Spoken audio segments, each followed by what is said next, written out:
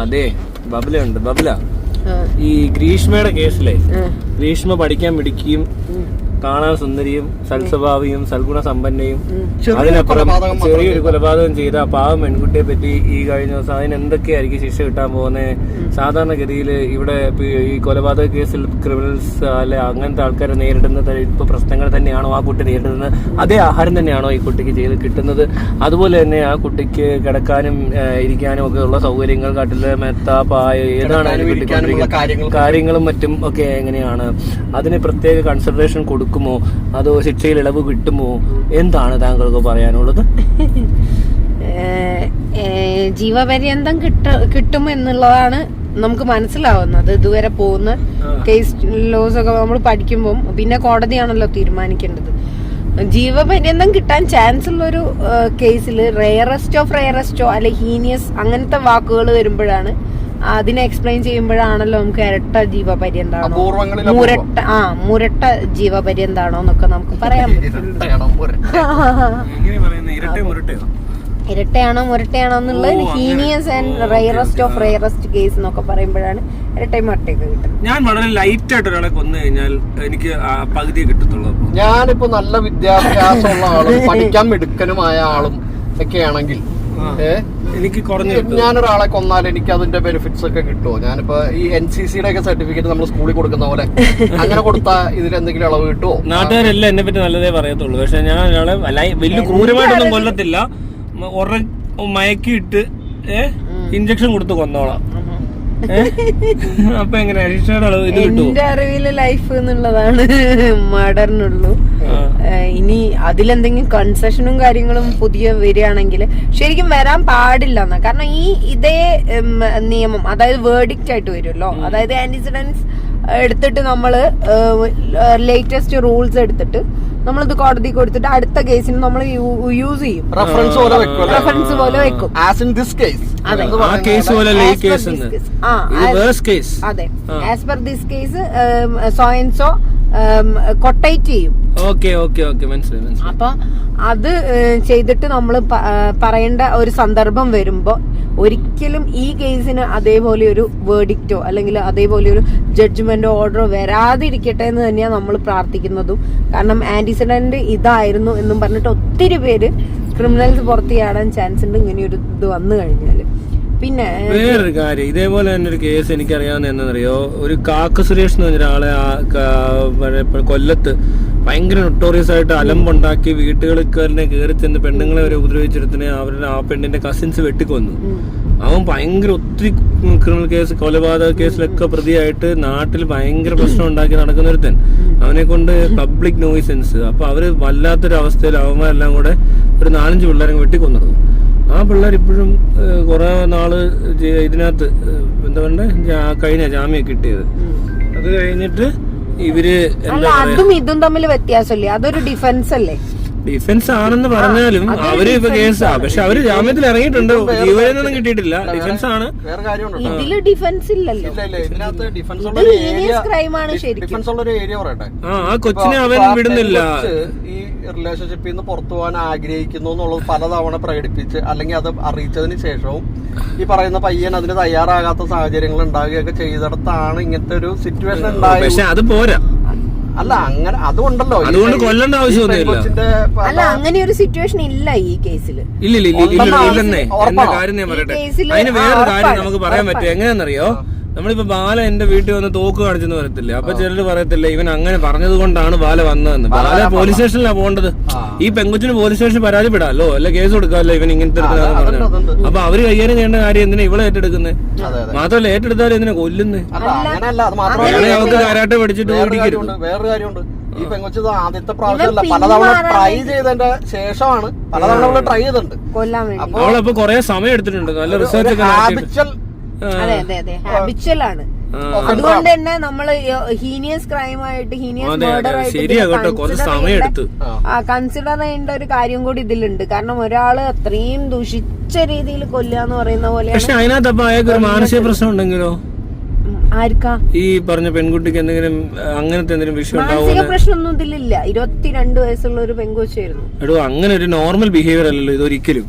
ഒരു നോർമൽ ആയിട്ടുള്ളവരെ കൊണ്ട് ഇത് ചെയ്യാൻ പറ്റും. ഇപ്പൊ കേതൽ ചെയ്തത് എന്തോ അബ്നോർമൽ അല്ലേ എന്ന് പറഞ്ഞവർ തന്നെയല്ലേ ഗ്രീഷ്മ ഇത്രയും സമയം എടുത്ത് ഭയങ്കര ജയിലിൽ കിടക്കുക ഇപ്പോഴും ആണ് സമ്മതിച്ചു. പക്ഷെ അവർക്ക് എന്തോ മാനസിക പ്രശ്നമുള്ളതായിട്ട് തോന്നുന്നുണ്ട്. അങ്ങനെ മാനസിക പ്രശ്നം എല്ലാ മർഡർക്കും അല്ലെങ്കിൽ എല്ലാ സീരിയൽ കില്ലേഴ്സിനും ഒക്കെ കുറിച്ചിട്ട് നമുക്ക് തോന്നേണ്ടതാണ്. അങ്ങനെയാണെങ്കിൽ ഫോറൻസിക് ജയിൽസ് ഡെവലപ്പ് ചെയ്ത് കൊണ്ടുവരണം. ഞാൻ അങ്ങനെ ഒരു പ്രൊജക്ട് വെക്കാൻ വേണ്ടി പോവുകയാണ്. പാർലമെന്റിൽ കൊടുക്കണം എന്നുണ്ട്. എന്റെ ഫോറൻസിക് സൈക്കോളജിയാണ്. അപ്പൊ അതൊരു പ്രൊജക്ട് ആക്കിയിട്ട് വെക്കണം എന്ന് തന്നെയാണ് വിചാരിക്കുന്നത്. 1984 മുതൽ നമുക്ക് ഫോറൻസിക് ജയിൽസ് ഇല്ല മെന്റൽ അസൈലത്തിൽ. അതിനു മുമ്പ് നമ്മളുടെ ഹിസ്റ്ററിയിൽ കാണുന്നുണ്ട് ഫോറൻസിക് ജയിൽസ്. ഹിസ്റ്ററിയിൽ കാണുന്ന മാത്രമല്ല, കുതിരവട്ടോ മറ്റേ ഊളമ്പാറയൊക്കെ പോയി നോക്കുകയാണെങ്കിൽ നിങ്ങൾക്ക് അതിന്റെ അവശിഷ്ടങ്ങൾ ഇപ്പോഴും മെന്റൽ അസൈലത്തിന്റെ ഭാഗമായിട്ട് കാണാം.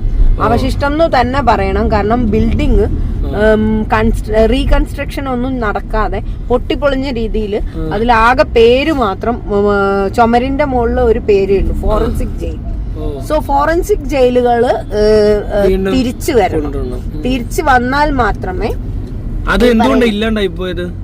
അത് പല ജയിലിലും ഇപ്പോഴും MBBSകാരാണ് സൈക്കോളജിസ്റ്റിന്റെ ജോലി ചെയ്യുന്നത്.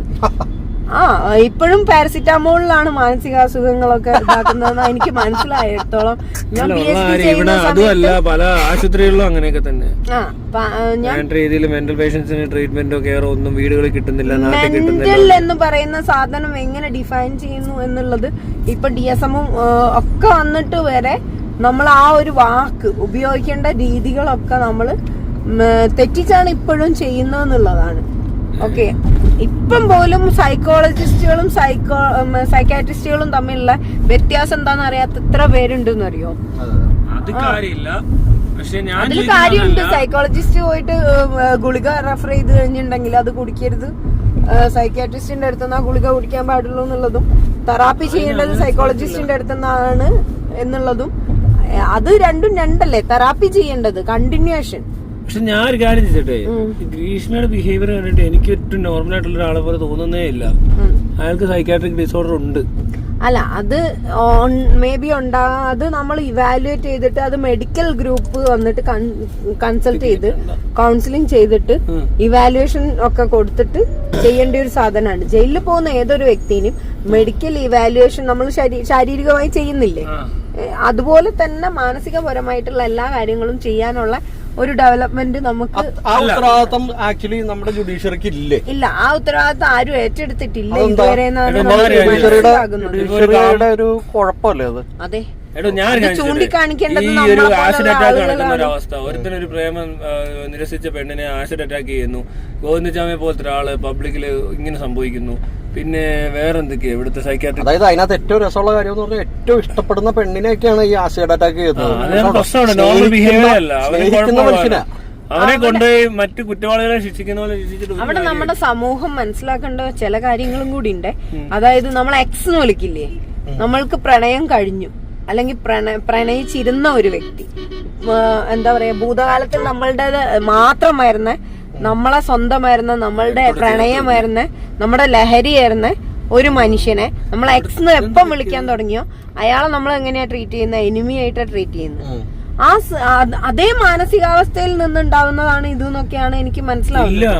ആ മാനസികാവസ്ഥയിലേക്ക് ചുറ്റുപാടും സിറ്റുവേഷൻസും ഒക്കെ നമ്മളെ കൊണ്ടുവരുന്നുണ്ട്. നമ്മൾ ജനിച്ചതും വളർന്നതുമായിട്ടുള്ള ചുറ്റുപാടുകള് എക്സിനെ ട്രീറ്റ് ചെയ്യുന്ന അങ്ങനെ തന്നെയാണ് ഇപ്പോഴും. ഞാൻ പറയാം എന്താണെന്നറിയോ, നമ്മൾ ഈ എക്സിനെ ട്രീറ്റ് ചെയ്യുമ്പോഴും നമ്മൾ ഡിവോഴ്സ് കേൾക്കുമ്പോ നിങ്ങൾക്ക് ഉണ്ടാവുന്ന ഒരു ചൊറിയില്ലേ, അതേ ചൊറി തന്നെയാണ് എക്സിനെ കുറിച്ച് കേൾക്കുമ്പോഴും.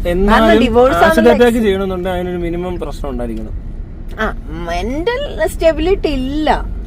മെൻസെറിയ ഉണ്ട് എന്ന് പറയുമ്പോ തന്നെ മെൻസെറിയ അതുപോലെ തന്നെ വേറെ സാധനം, ഇതിന്റെ ലൈറ്റ് വെർഷനാ. മറ്റേ കാമുകി ഒന്നിച്ചുള്ള എന്തെങ്കിലും വീഡിയോയോ പിക്ചറോ ഒക്കെ എടുത്ത് വൈറലാക്കാൻ ശ്രമിക്കുക. ക്രൈമിൽ അങ്ങനെ ഒരു കാര്യമുണ്ട്, മെൻസെറിയ ഉണ്ടോ എന്നുള്ളത്. മെൻസെറിയ എന്ന് വെച്ചിട്ടുണ്ടെങ്കിൽ മനസ്സുണ്ടോ, മനസ്സിന്റെ അറിവുണ്ടോ.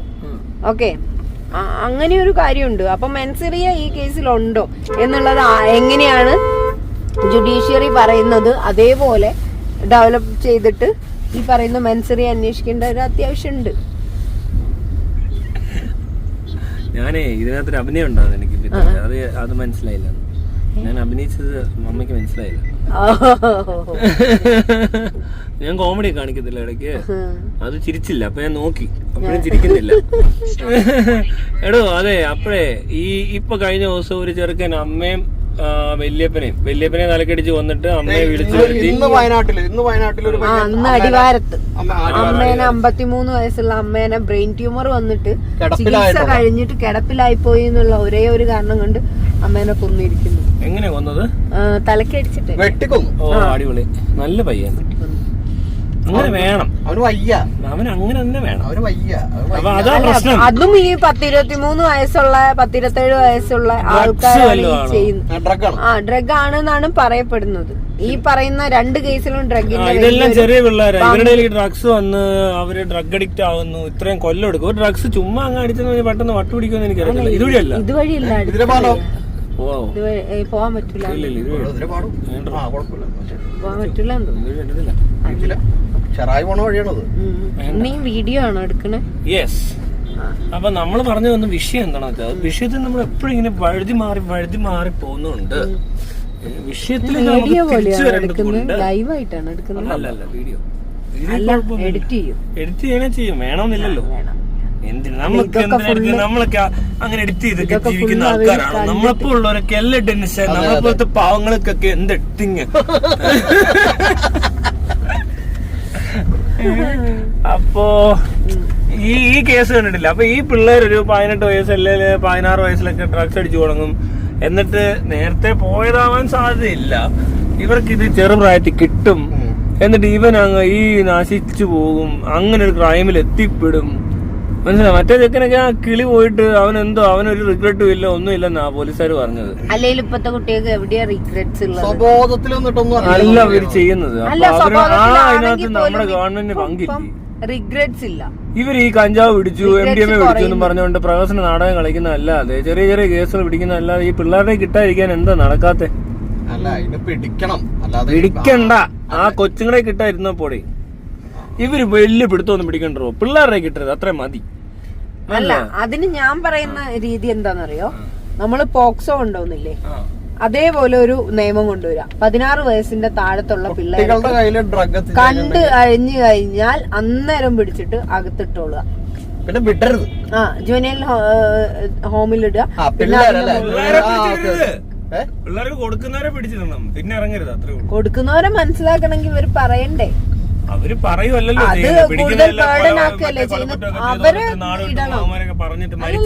കുട്ടികളെ ഇടണം, കുട്ടികളെ ജുവനൈൽ ഹോമിൽ ഇടണം.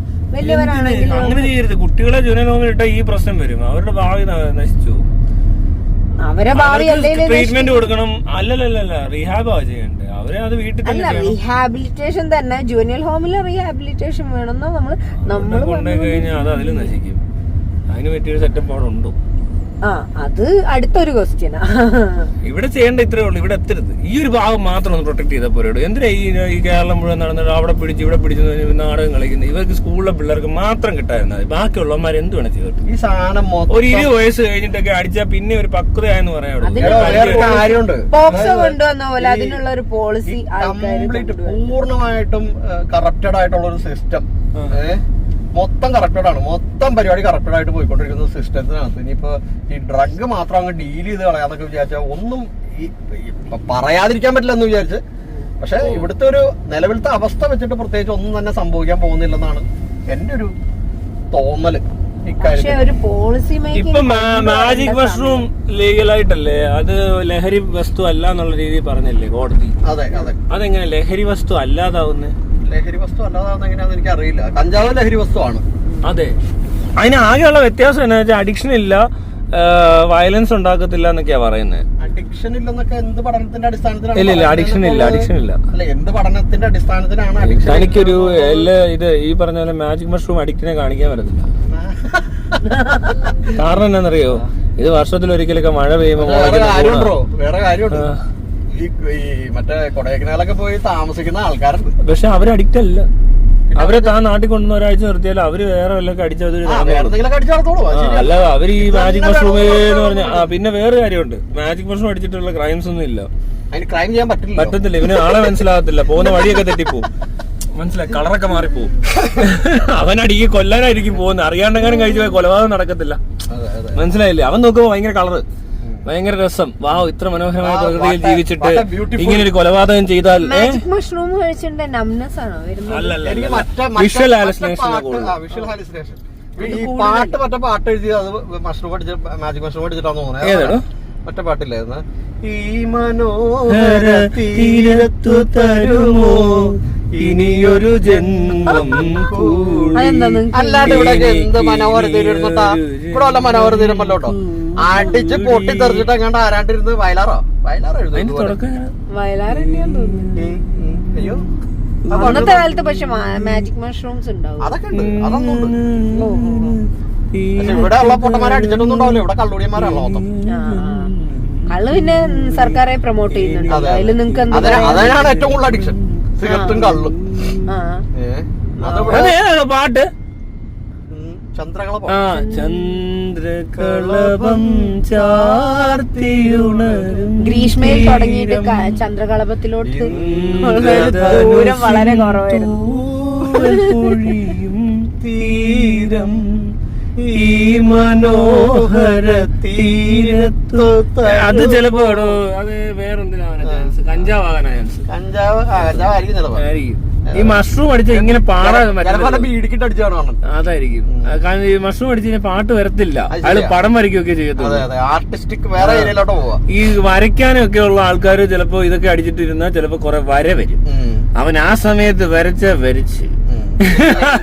പിന്നെ അവന് മറന്നു പോവും. ചില കലാകാരന്മാരെ കണ്ടിട്ടില്ലേ, ഒരു ആർട്ടൊക്കെ ചെയ്ത് കഴിഞ്ഞാൽ ഒരു വരയൊക്കെ വരച്ച് കഴിഞ്ഞാൽ പിന്നെ ഒരിക്കലും വരച്ചാണ്ടാവില്ല അവര്.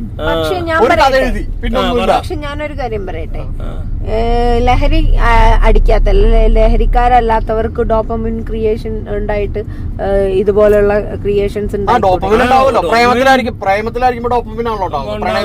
സംഭവിക്കും. അബ്നോർമൽ അല്ല ഡോപ്പമിൻ ക്രിയേഷൻ എന്ന് പറയുന്നത്. ഭയങ്കര പ്രൊഡക്റ്റീവ് ആയിട്ടുള്ള ആൾക്കാരില്ലേ, ഭയങ്കര പ്രൊഡക്റ്റീവ് ആയിട്ടുള്ള ആൾക്കാരില്ലേ, ഡോപ്പമിൻ ക്രിയേഷൻ കൂടിയിട്ട് പ്രൊഡക്റ്റീവ് ആയി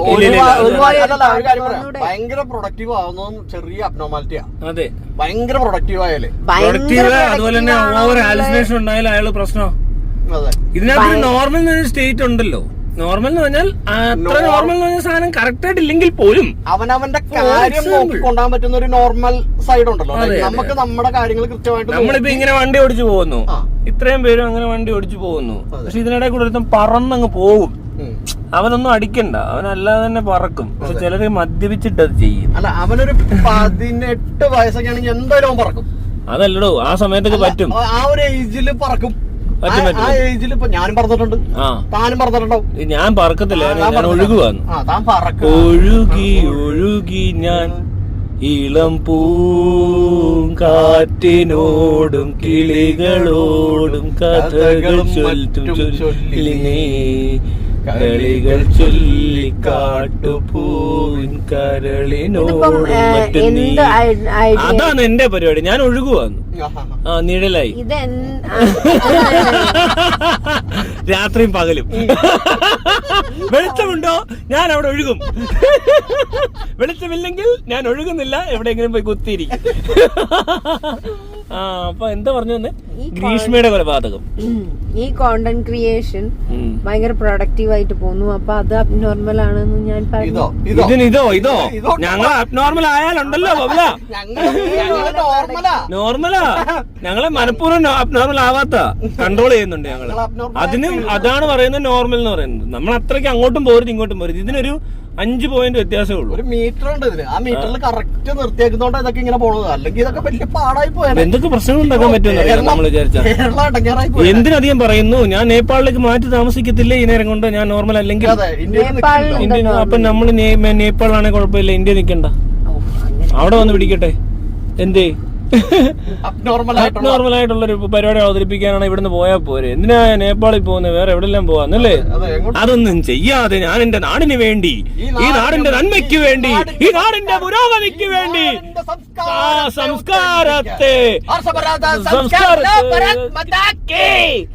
സംസ്കാരത്തെ ഈ നാടിന്റെ അഖണ്ഡതയെ, ഈ നാടിന്റെ പുരോഗമനത്തിന് വേണ്ടി ഈ നാട്ടിൽ നിന്ന് അഘോരാത്രമാ രാപ്പകലില്ലാതെ അധ്വാനിക്കുന്ന എനിക്ക് എന്റെ രാജ്യം നന്നാക്കണമെന്നുള്ള ഒരു ദിശത്തിന് പുറത്ത് ഇവിടെ നിൽക്കുമ്പോൾ നിങ്ങൾ പറയുകയാണ് ഞാൻ ഒരു സുപ്രീം കോടതി വക്കീൽ ചോദിക്കുകയാണ് നിങ്ങൾ അബ്നോർമലാണോ എന്ന്. ഞങ്ങൾ അബ്നോർമൽ അല്ല. ബോജെ.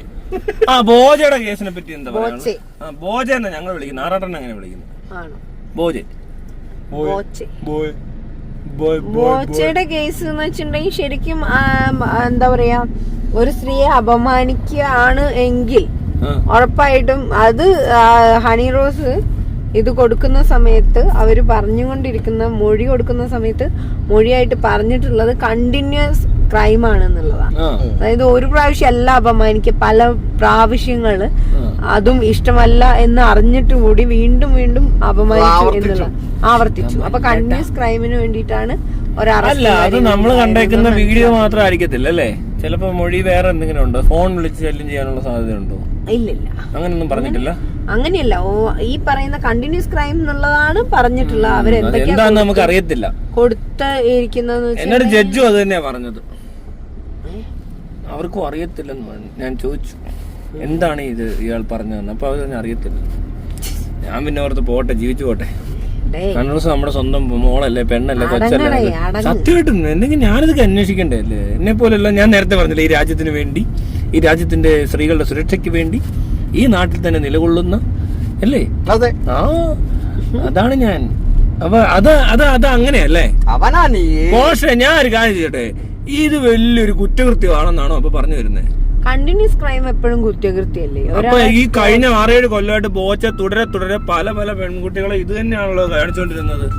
അതാ പറഞ്ഞത്. അവരെല്ലാവരും ഞാൻ പറഞ്ഞില്ലേ, ഒരു കംപ്ലൈന്റ് കിട്ടിയാൽ മാത്രമേ പ്രതികരിക്കാൻ പറ്റുള്ളൂ. അപ്പൊ ഇത് കുറ്റകൃത്യമല്ല. അപ്പൊ അങ്ങനെ ഉണ്ട്, ഒരാൾ ബലാത്സംഗം ചെയ്തു എന്ന് പറയുന്നത്. അത് നമ്മൾ ടി വിയിൽ ഇയാളുടെ ചാനലിൽ കൂടെ സ്ഥിരമായി അയാൾ ഒരു പെങ്കൊച്ചിനെ ബലാത്സംഗം ചെയ്തുകൊണ്ടിരിക്കുന്നത് നമ്മൾ കണ്ടോണ്ടിരിക്കുക എന്ന് വിചാരിക്കുക. കോടതി കാണുന്നുണ്ട്, പോലീസ് കാണുന്നുണ്ട്, ജനം കാണുന്നുണ്ട്. അപ്പൊ അതിനെടുക്കുന്ന ആക്ഷൻ അല്ലേ ഇപ്പൊ എടുക്കണ്ടേ? അല്ല, റേപ്പ് എന്ന് മറ്റേ ഹേമ കമ്മിറ്റി റിപ്പോർട്ട് വന്നപ്പോ പറഞ്ഞ ഓർമ്മയില്ലേ?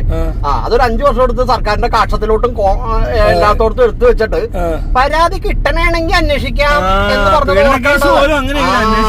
അങ്ങനെ ഇവിടെ പരാതി കിട്ടണം. ആദ്യം ക്രൈം ബോച്ച ഇതിലും ചെറിയ പെൺപിള്ളേരെ എടുത്തും ഒരു നിവർത്തിയിട്ട പിള്ളേർ വന്ന് എന്തോ സമ്മാനം മേടിക്കാൻ വന്നപ്പോ അവരോട് ഒരു അപമര്യാദയായിട്ട് അതൊന്നും പറ്റൂലോ, അതൊന്നും പറ്റൂല. ആദ്യം ക്രൈം നടക്കണം. അവനാണ്ട് വീഡിയോ നല്ലപോലെ കോടതി എന്ത് ചെയ്യും? അല്ല,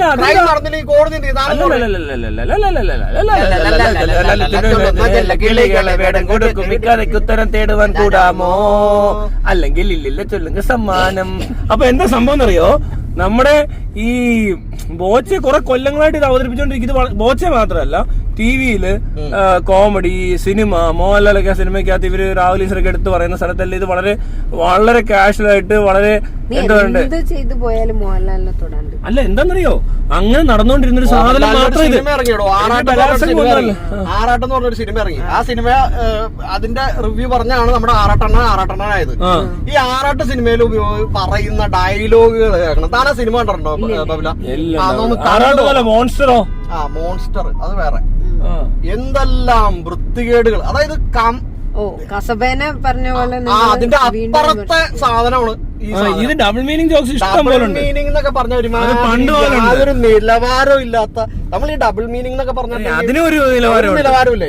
വൃത്തികേട് കാണിക്കുന്നതിനകത്ത് ഒരു മര്യാദ വേണം. ബലാത്സംഗത്തിനിടയിൽ പീഡിപ്പിക്കരുത്. അതെ, അത് സിനിമ ഷൂട്ട് ചെയ്യുന്നതിന്റെ ഇടയിൽ ചതിയിൽ വഞ്ചന പാടില്ല എന്ന് പറഞ്ഞ പോലെ. അപ്പൊ അങ്ങനത്തെ പരിപാടികൾ അവതരിപ്പിക്കുന്ന ആൾക്കാരവര് ആ പരിപാടിയൊക്കെ കണ്ടിട്ട് ഇത്തരത്തിലുള്ള കോമഡികളൊക്കെ സമൂഹത്തിൽ ഓക്കെ ആണെന്ന് തോന്നിപ്പിക്കുന്ന തരത്തിലുള്ള സിനിമകളൊക്കെ ഇവിടെ ഇറക്കി ആളുകൾ മലയാളികളാണെങ്കിൽ സിനിമ കാണുന്നത് അങ്ങനെയാ. എന്തെങ്കിലും കണ്ടു കഴിഞ്ഞിട്ടുണ്ടെങ്കിൽ ഇതൊക്കെ ഇങ്ങനെയൊക്കെ ഓക്കെ ആണെന്നുള്ള മൂഡിൽ അവര്. അതെ, ബോച്ച ശരിക്കും മോഹൻലാലിന്റെ ഒരു ആരാധകനായിരിക്കും.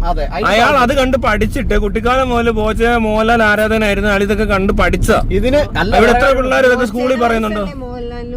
ഇല്ല, പക്ഷെ ബോച്ച ഫാനാ, മോഹൻലാലിന്റെ ഫാനാ.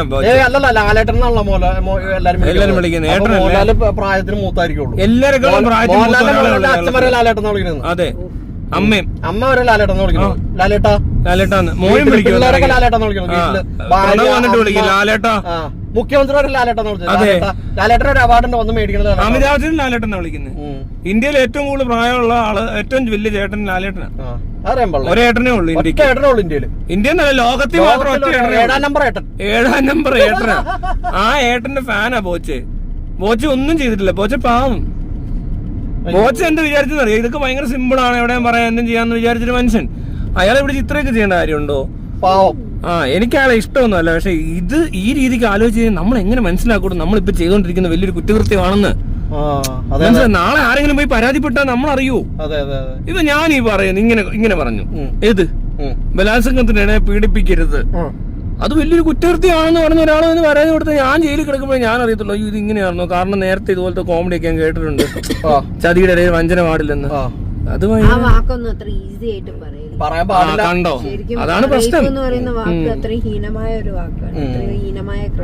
അതെ, അതിനെത്രയും നോർമലൈസ് ചെയ്യുന്നത്. ഞാൻ എന്താ പറഞ്ഞത്, റേപ്പിനിടെ പീഡിപ്പിക്കരുതെന്നല്ലേ പറഞ്ഞ, പീഡിപ്പിക്കണമെന്ന് പറഞ്ഞു. അതല്ല, നമുക്ക് ആ വാക്കുകൾ എടുത്തിട്ട് ഇതേപോലെ റേപ്പ് ചെയ്യപ്പെട്ട ഒരു പെൺകുട്ടിക്ക് ചിലപ്പോ അത് കേൾക്കുമ്പോ എത്ര നമ്മൾ പറഞ്ഞ തമാശ ചിലപ്പോ അങ്ങനെ തമാശയായിട്ട് തോന്നണമെന്ന് നിർബന്ധമില്ല. അവർക്ക് ചിലപ്പോ ബുദ്ധിമുട്ടായിരിക്കും തോന്നുന്നത്. ശരിയാണ്, ചെയ്യപ്പെട്ടവർക്ക് മാത്രമല്ല. പക്ഷെ അപ്പൊ ഒരു പ്രശ്നമുണ്ട്. ഞാനൊരു കാര്യം ഇല്ലില്ല, വേറൊരു കാര്യമുണ്ട്. അവരെങ്ങനെ പരാതി കൊടുക്കും? ഞാൻ അവരോടൊന്നും പറഞ്ഞില്ലല്ലോ. അല്ലല്ല, പരാതി കൊടുക്കുന്നതിന്റെ അല്ല ഞാൻ പറയുന്നത്, നോർമലൈസ് ചെയ്യാൻ പറ്റാത്ത ചില ക്രൈംസ് ഉണ്ട്, ഹീനകരമായിട്ടുള്ള ക്രൈം. അതിൽപ്പെട്ട ഒരു സാധനമാണ് റേപ്പ് പോലുള്ളത്. നമ്മൾ ഈ ഒരു കോമൺ ജീവിതത്തിൽ ഇതേപോലെ ഒരു സന്ദർഭത്തിലും ഇത്രയും ലാഘവത്തോട് കൂടിയിട്ട് ആ വാക്കിനെ യൂസ്. എന്നാ ഞാനൊരു കാര്യം ചോദിച്ചോട്ടെ, ഹണിറോസ് ആത്മഹത്യയുടെ വക്കിലാണെന്ന്, ഹണിറോസും കുടുംബം ആത്മഹത്യയുടെ വക്കിലാണെന്ന് കോടതിയോട് പറഞ്ഞിട്ട് ഒരു കൗൺസിലിംഗ് പോലും കൊടുത്തില്ലല്ലോ അവര്. അതെന്നാ അങ്ങനെ? ആ ഒരാൾ മരിക്കുന്നു എന്നറിഞ്ഞിട്ട്, ഒരാൾ ആത്മഹത്യയുടെ വക്കിലാന്നറിഞ്ഞിട്ട് ഒരു സാധനം ഉണ്ടായില്ല, ഒന്ന് മാറ്റിയെങ്കിലും നിർത്താൻ. അതിനൊരു ആക്ഷൻ ഉണ്ടായില്ലല്ലോ. കോടതിയോടാ പറഞ്ഞത് അല്ലേ? ഒരു കൗൺസിലിംഗും കൊടുത്തില്ല, ട്രീറ്റ്മെന്റും കൊടുത്തില്ല. ഒരു സൈക്കാട്രിക് കണ്ടീഷനാണ്. അതായത് ആത്മഹത്യ ചെയ്യുമെന്ന് പറയുന്നത് സൈക്കാട്രിക്കാ. അയാൾക്ക് ട്രീറ്റ്മെന്റ് കൊടുക്കണോ? അത് കൊടുത്തോ? വേറെ കാര്യമുണ്ട്. ഇനി ഹണി റോസ് ഈ പറഞ്ഞ ആത്മഹത്യയുടെ വക്കീലാണെന്ന് പറഞ്ഞാൽ പോരാ, ആത്മഹത്യ ചെയ്യണം. അപ്പടപെടും. അത്രയ്ക്ക് ഹീനമായ ആക്ട് ചെയ്യാൻ പോയ ഒരാളെ തടയുന്നില്ല, അയാളെ രക്ഷിക്കുന്നില്ല, അയാൾക്ക് ട്രീറ്റ്മെന്റും കൊടുത്തില്ല. എന്റെ താമസാകേണ്ട വേറൊരു കാര്യമുണ്ട്. നമ്മള് മുമ്പ് സംസാരിച്ചിട്ടുള്ള ഇത് ഇന്ത്യയാണ്. ഇവിടെ ഇത്രയും കോടിക്കണക്കിന് മനുഷ്യർ ജീവിക്കുന്ന സ്ഥലത്ത് remedy or relief or punishment അല്ല, അങ്ങനെ പറയാൻ പറ്റില്ലല്ലോ. സത്യം പറഞ്ഞാലും ഇത് വാർത്ത വരെ വന്നെന്ന് എല്ലാരും ചർച്ച ചെയ്യുവാന്ന്. അണിറോസിന് അങ്ങനെ കുഴപ്പമില്ലെന്ന് രാഹുൽ ഈശ്വരി പറയുക. ആത്മഹത്യ എന്ന് പറയരുത്, അതിനുള്ള സപ്പോർട്ടൊക്കെ കിട്ടുന്നു. ചാനൽ ചർച്ചയില് അന്ന് ചർച്ച ചെയ്യുന്നത് ഹണി റോസ് ആത്മഹത്യയുടെ വക്കീലാണെന്ന് പറഞ്ഞുകൊണ്ട് ഇങ്ങനെ ഒരു സാധനം കൊടുത്തു, ഇങ്ങനെ പറഞ്ഞു എന്നും പറഞ്ഞ് അതുമായിട്ട് ബന്ധപ്പെട്ട് ചർച്ച നടക്കുക. ഹണി റോസിന് അങ്ങനെ ഒരു പ്രശ്നം ഉണ്ടെന്നുള്ളത് ചർച്ച ചെയ്യുന്നില്ല. മനസ്സിലാവുണ്ടോ? ഇങ്ങനെ പറഞ്ഞു എന്ന് പറഞ്ഞിട്ട് ഹണി റോസ് ഇങ്ങനെ ഹണി റോസ് ഇങ്ങനെ പറഞ്ഞു എന്നുള്ളതിന്റെ കാരണം മാത്രമേ ചർച്ച ചെയ്യുന്നുള്ളൂ. ഹണി റോസിന് അങ്ങനെ ഒരു അവസ്ഥ ഉണ്ടെന്ന് പറഞ്ഞാൽ ചർച്ച ആവുന്നില്ല. മനസ്സിലാവുണ്ടോ? മാനസികാവസ്ഥ ഉണ്ടെന്ന് പറഞ്ഞാൽ ചർച്ച ആവുന്നില്ല. അതെന്തുകൊണ്ടാന്നറിയാം, നമ്മൾ പല വാക്കുകളും ഇതേപോലെ നോർമലൈസ് ചെയ്യുന്നു. ഇപ്പൊ ഡിപ്രഷൻ എന്ന് പറയുന്ന വാക്ക് വളരെ ക്ലിനിക്കലി എന്താ പറയാ ട്രീറ്റ് ചെയ്യേണ്ട ഒരു വാക്കാ. അതുപോലെ ട്രോമ. അപ്പൊ ഇതിനെ എങ്ങനെ ഇവര് കൈകാര്യം ചെയ്യുന്നറിയാം? നമ്മൾ നോർമലൈസ് ചെയ്യുന്ന പോയി പറയണം, ഹണിറോസ് പോയി ട്രീറ്റ്മെന്റ് കണ്ടെത്തണം. മനസ്സിലായോ? അല്ലാതെ ഹണിറോസിനെ അപ്പോഴും ആരും സഹായിക്കാനൊന്നും ചെല്ലുന്നില്ല. വേണേ നീ ചെല്ലാനുള്ള രീതിയിലാണ് വെച്ചോണ്ടിരിക്കുന്നത്. ആത്മഹത്യ പ്രവണതയുള്ള ആരെങ്കിലും പോവുള്ളൂ? സ്വമേധയാ?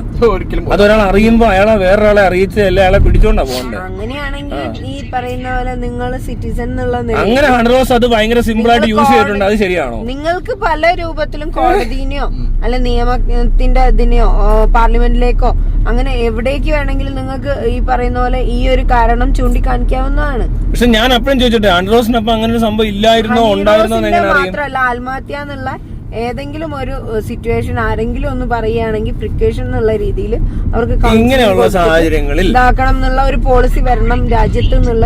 നമുക്ക് പിന്നെ ഒരു കാര്യം ചോദിക്കുക, ഇതേപോലത്തെ ആൾക്കാർ ചുമ്മാ അങ്ങ് പറയുക എനിക്ക് ആത്മഹത്യ ചെയ്യാൻ നിൽക്കുക, എനിക്ക് ഭയങ്കര പീഡനമാണ് മറ്റാണ് പറഞ്ഞത്, ചുമ്മാ പറഞ്ഞാണെങ്കിൽ അത് അതിനൊക്കെ വലിയ കുഴപ്പമില്ലടോ. എല്ലാരും ഇങ്ങനെ ചുമ്മാ പറയാം. ഞാൻ പണ്ടൊരു സിറ്റുവേഷൻ കണ്ടതാ, ഞങ്ങൾ ഇങ്ങനെയൊക്കെ ചെയ്തിട്ടുള്ള, ഞങ്ങൾ ആരും മരിച്ചിട്ടൊന്നുമില്ല, ആരും മരിക്കത്തില്ലെന്ന് ഒരുത്തി പറഞ്ഞ.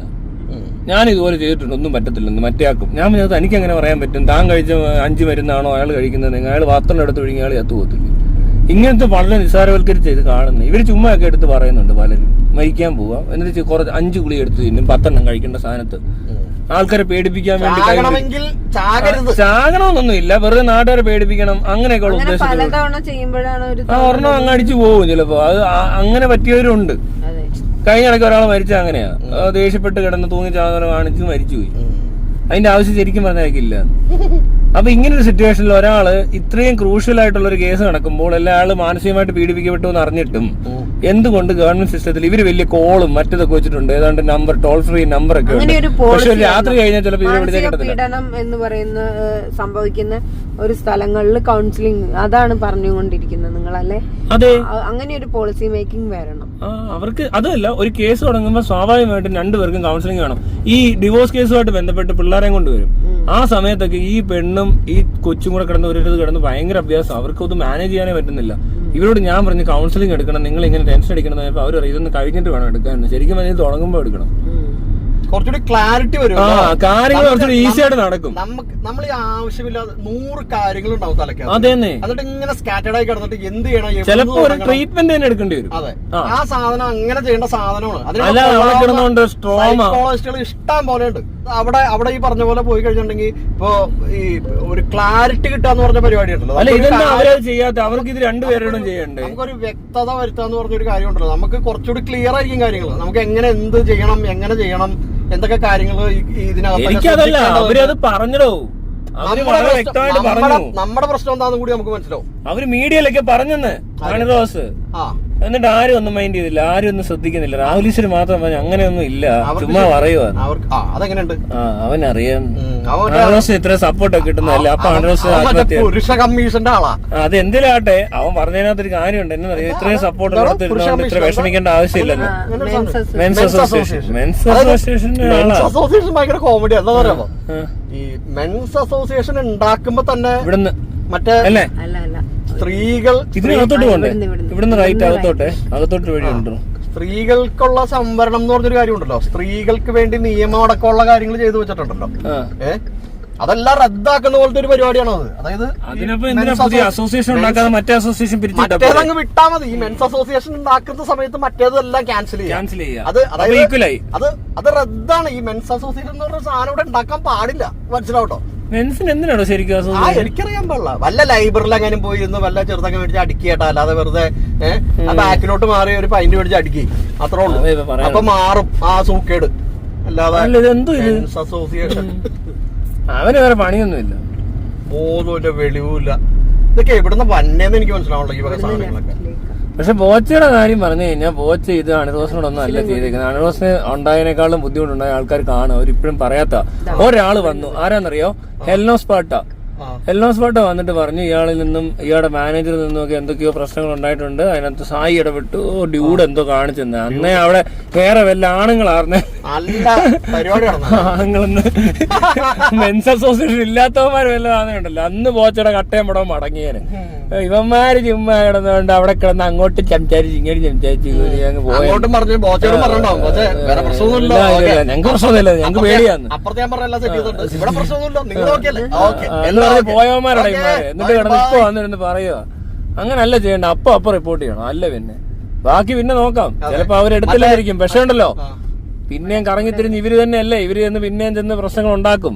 ഇപ്പൊ ബാലയുടെ കാര്യം പറഞ്ഞ പോലെ ഇവിടെ തോക്കുമായിട്ട് വന്നിട്ടുണ്ടെങ്കിൽ കൊച്ചിന്റെ അടുത്ത് നമ്പർ ഇറക്കി കുഴപ്പമുണ്ടാക്കില്ല അവൻ. ഇല്ല, അങ്ങോട്ട് പോകത്തില്ല. ഇവിടെ വരെ വരുന്നു, അകത്തോട്ട് പിടിക്കണ്ടോ?